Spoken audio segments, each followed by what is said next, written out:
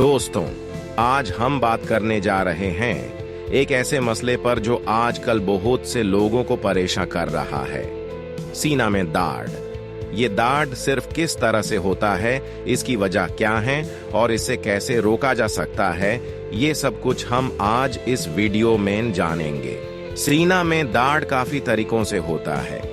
ये कभी कभी हल्का या तेज होता है और इसकी वजह भी मुख्तालिफ हो सकती है। कुछ आम टाइप्स हैं। अंजीना, ये दिल की खुद की ऑक्सीजन की कमी की वजह से होता है। हार्ट अटैक, जब दिल को खून का सप्लाई बैंड होता है। एसिड रिफ्लक्स, जब मैदान का एसिड आपकी एसोफेगस तक आता है। मसल स्ट्रेन, किसी फिजिकल एक्टिविटी या स्ट्रेस की वजह से। अब हम बात करते हैं उन लजीज सिम्टम्स की जो लोग महसूस करते हैं जब उन्हें सीना में दाढ़ होता है। इसके साथ ही कुछ आम वजह हैं: स्ट्रेस और anxiety, obesity, smoking, unhealthy diet, sedentary lifestyle. ये सब फैक्टर्स सीना के दाढ़ को बढ़ा सकते हैं। अगर आपको लगता है कि आपको ये सिम्टम्स महसूस हो रहे हैं तो बेहतरीन होगा कि आप डॉक्टर से मशवरा करें।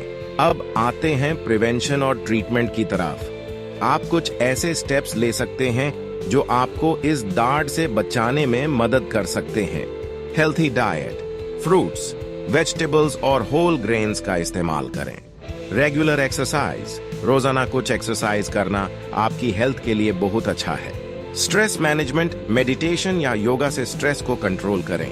मेडिकल चेकअप्स, रेगुलर चेकअप्स से किसी भी मसले का पता चल सकता है।